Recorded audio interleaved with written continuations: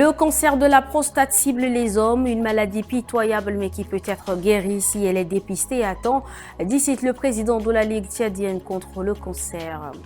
Législative de décembre 2024, l'Agence nationale de gestion des élections outille ses techniciens. La leçon à retenir est gestion de la logistique des opérations électorales.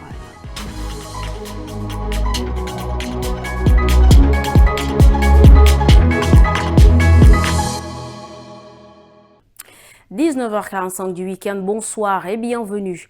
Ce 22 novembre, une mission de presse conduite par le ministre des Communications, de l'économie numérique et de la digitalisation, Boucar Michel, est arrivée dans la province du Lac. La mission de presse a pour but d'informer le public national et international sur les efforts entrepris dans le cadre de l'opération Ascanit, qui constitue un pilier essentiel pour la stabilisation de cette région.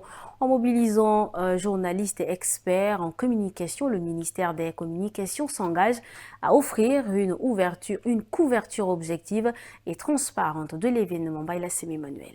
Près d'un mois après l'attaque meurtrière menée par la secte Boko Haram dans la province du Lac, une visite médiatique conduite par le ministre de la Communication, Dr Boucar Michel, a été organisée pour rendre hommage aux forces de défense et de sécurité en première ligne dans la lutte contre le terrorisme qui a contribué d'une manière ou d'une autre à l'abandon de la province du Lac. À cette occasion, le ministre a également rappelé aux journalistes leur rôle et leur responsabilité face à cette situation. Pourquoi on ne les soutient pas? Pourquoi tous les humanitaires ne se trouvent pas ici? C'est ça la question. Et donc, vous les hommes des médias, nous avons œuvré ce vœu à venir constater la vérité. Et cette vérité, vous êtes là, vous l'avez vu. Une quarantaine de journalistes, c'est pas petit. Vous êtes les hommes des gardiens de la vérité. Les voix sans les voix. Qu'est-ce qu'on pourra dire de cela? Et quel hommage ne pourront-on pas rendre à nos forces de défense de sécurité qui sont ici, là? Cette visite a révélé les dures réalités de la province du Lac, notamment dans la localité qui a été le théâtre des affrontements entre l'armée tchadienne et Boko Haram. La désolation est omniprésente. Un constat partagé par le ministre de la Défense, Issaka Maloua Djamous, qui a lancé un cri d'alarme. Cette population souffre. Je pense que les journalistes ont vu. Il n'y a pas de route ici. Il n'y a pas de route. Il n'y a que l'eau. Donc, soit on est en hors-bord, soit on est dans ce qu'ils appellent teke-teke, c'est-à-dire hors-bord à mobilité humaine, avec les pagaies, ou des bateaux. Il n'y a pas de route ici. Il convient de noter que cette visite s'inscrit dans une stratégie globale visant à répondre aux menaces sécuritaires tout en promouvant le développement socio-économique de la province. Le sous-développement de cette région constitue en effet un facteur clé dans l'expansion du terrorisme. Emmanuel, les membres des divisions techniques et des démembrements provinciaux de l'Agence nationale de gestion des élections sont en atelier de formation ce samedi. Ils sont outillés sur les techniques de gestion logistique des opérations électorales. Cet atelier se tient avec l'appui financier du PNUD. Cet atelier vise à renforcer les capacités des membres et démembrements techniques de l'Agence nationale de gestion des élections avec des méthodes de planification de la logistique des élections pour assurer la transparence et la tranquillité de ces échéances. Les élections étant un art, l'anticipation et la formation du personnel de la logistique dans ce processus est primordial pour sa réussite. L'organisation logistique des élections, c'est l'art d'anticiper. Voilà où il y a la lettre A qui ressort. Il faut pouvoir anticiper des problèmes, anticiper les besoins nécessaires pour que l'organisation du jour elle-même des élections se passe sans problème. Cet atelier doit donc aboutir à des résultats concrets car la réussite des opérations électorales repose principalement sur une gestion logistique maîtrisée et responsable, insiste le président de l'ONGE. La réussite des opérations électorales dépendra en large partie de la maîtrise de la gestion logistique. Et cela me paraît tellement crucial que j'attends de vous au terme du présent atelier des résultats concrets. À tous les niveaux de responsabilité, la gestion logistique doit être faite de manière responsable et rationnelle, et c'est le moment d'acquérir les règles, les méthodes et techniques qui y conduisent. Ils sont au total 80 participants dont les membres des divisions techniques de l'administration et des finances ainsi que les responsables des démembrements provinciaux à suivre cette formation. Le compte rendu de Mbaye-la-Somme, l'Institut électoral pour une démocratie durable en Afrique organise un forum à l'intention des responsables des partis politiques et candidats aux différentes élections dans la salle de réunion de la commune de Laï. Et c'est le vice-président provincial de l'Agence nationale de gestion des élections qui a ouvert les travaux. Dono Emmanuel et Nguénan Cynthia. Ce forum d'une journée a pour but de renforcer les capacités des membres de la société civile, les présidents des partis politiques ainsi que les candidats aux élections législatives à venir. Aussi, il permettra aux participants de parler le même langage lors des élections et aux acteurs politiques de garantir des élections inclusives, crédibles et apaisées. Dans l'exercice de sa mission, l'Agence nationale de gestion des élections agit en toute indépendance, impartialité, la transparence et le professionnalisme. L'Agence nationale de gestion des élections est chargée d'organiser toutes les opérations électorales en toute liberté, neutralité, impartialité et transparence. Après le lancement, place aux présentations des différents thèmes qui portent entre autres sur la répartition des sièges ou encore le déroulement des journées de vote. Dans le cadre du mois de sensibilisation contre le cancer de la prostate dénommé Novembre Bleu, la Ligue tchadienne contre le cancer a organisé une conférence débat ce 22 novembre dans la grande salle multimédia de la grande mosquée de N'Djamena. Cette rencontre a permis de sensibiliser sur les dernières méthodes de prévention et de protection contre cette maladie en extrait. L'objectif, c'est dépister très tôt. Quand on dépiste très tôt, on peut guérir complètement la personne. Mais si on dépiste très tardivement, donc la guérison devient plus compliquée, la survie ne dépasse pas 5 ans. Donc tous les hommes de plus de 45 ans sont appelés à se faire dépister. Le dépistage, on le fait partout dans des hôpitaux.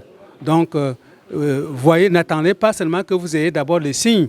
Vous avez des problèmes à uriner, vous avez des difficultés à uriner, n'attendez pas cela. Dès que vous avez 45 ans, c'est fini. Et surtout que si dans votre famille, si votre papa, votre oncle a un problème de la prostate, vous qui êtes un garçon dans la famille, allez-y rapidement vous faire dépister.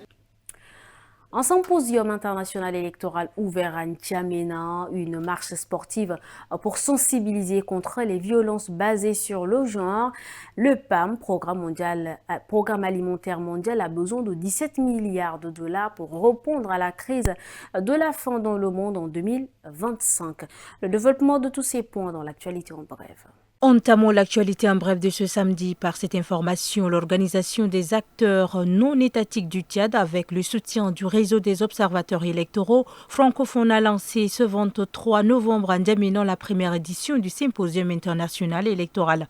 Placé sous le thème « Synergie des organisations de la société civile, d'observation des élections et intégrité électorale en Afrique francophone, enjeux et perspectives », cette rencontre de 3 jours vise à renforcer les capacités des organisations de la société civile et à favoriser une meilleure collaboration avec les instances de gestion des élections. Ce samedi 23 novembre, en prélude à la campagne mondiale des 16 jours d'activisme contre les violences basées sur les genres, le Mercato Footing a organisé une marche sportive sous le thème « Ensemble brisons le silence ». Dès les premières lueurs du jour, femmes et hommes se sont mobilisés pour cette marche unis par une même dynamique de sensibilisation. Et pour finir, le Programme alimentaire mondial a lancé un appel de fonds de 16,9 milliards de dollars pour faire face à l'aggravation de la crise de la faim dans le monde en 2025. Cette somme équivaut à peu près à ce que le monde dépense en café à l'espace de 2 semaines. Dans son document phare publié ce vendredi, le PAM révèle que 343 millions de personnes reparties dans 74 pays souffrent d'insécurité alimentaire aiguë. Un concours sur le livre et la lecture organisé à l'occasion du mois du livre. C'est une initiative de l'association Jeunesse Consciente pour la Paix en collaboration avec l'administration du lycée d'Abena. Le temps est également pour les responsables de cet établissement de faire le point des difficultés auxquelles ils font face. Gambi Daniel et Bonaventure Alumbay, rendu par Bikout Junior. Enseignants, élèves, parents d'élèves et divers responsables du système éducatif tchadien ont pris part à cette cérémonie visant à encourager les apprenants du lycée d'Abena à s'intéresser davantage à la lecture. Une initiative dont l'importance a été soulignée par Mohamed Nour Hadji, président du comité d'organisation. L'importance de cette lecture, ce n'est pas seulement au sein de notre lycée d'Abena, mais nous voulons virgaliser ça dans d'autres établissements scolaires.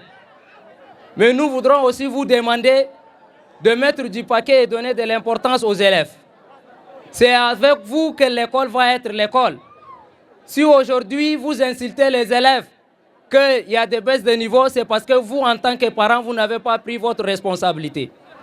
Lors de cet événement, Agdi Banja Apollinaire, proviseur du lycée d'Abena, a profité de l'occasion pour exposer les nombreuses difficultés auxquelles son établissement est confronté et plaider pour un soutien accru.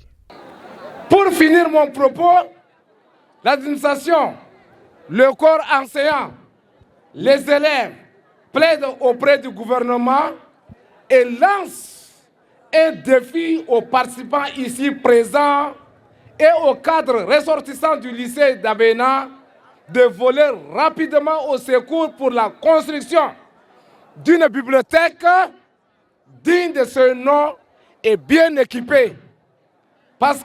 Suite à cet appel, des promesses de soutien financier ont été faites par le conseiller national Takilan Dolassem ainsi que par les membres de l'association Jeunesse Consciente pour la Paix en vue de la construction d'une bibliothèque au sein du lycée. Au crochet de cette édition, Canal+ inaugure ce samedi une salle multimédia au profit de l'orphelinat SOS Village d'enfants. C'est à travers son programme dénommé Orphée. La restauration de cette salle multimédia vise à offrir un cadre de divertissement aux jeunes défavorisés du centre. Donner du sourire aux enfants orphelins à travers le Tchad, tel est l'objectif que se fixe Canal+ Tchad via son programme social dénommé Orphée. Et ce matin, le choix porté sur l'orphelinat SOS Village d'enfants n'est pas fortuit. Alors, le projet Orphée consiste à donner du sourire dans un premier temps aux enfants, nos enfants dans les orphelinats. Et ça va sur la base d'un ensemble de points. Donc nous visitons ces orphelinats, donc nous demandons leurs besoins essentiels avant d'entamer en fait ces démarches-là, toutes ces démarches. Un geste largement apprécié par le coordonnateur prise en charge alternative SOS Village d'enfants. Nous avons depuis longtemps rêvé justement offrir un cadre beaucoup plus idéal pour que les enfants puissent bénéficier des activités ludiques et récréatives pouvant les aider à se développer. Et aujourd'hui, notre rêve est réalisé. C'est vraiment un sentiment de satisfaction pour nous et pour les enfants. Cette 5e édition a permis aux enfants du centre SOS Village d'enfants de bénéficier d'une salle multimédia composée d'une télévision, des livres, des jouets destinés aux enfants et des vivres. Les prestations des enfants et la remise de la clé de ce joyau architectural ont clos la cérémonie. Aimé sous les images d'Abakar Lambert, c'est ici que prend fin cette édition. Merci à vous, chers téléspectateurs, de l'avoir suivi. Bonsoir chez vous.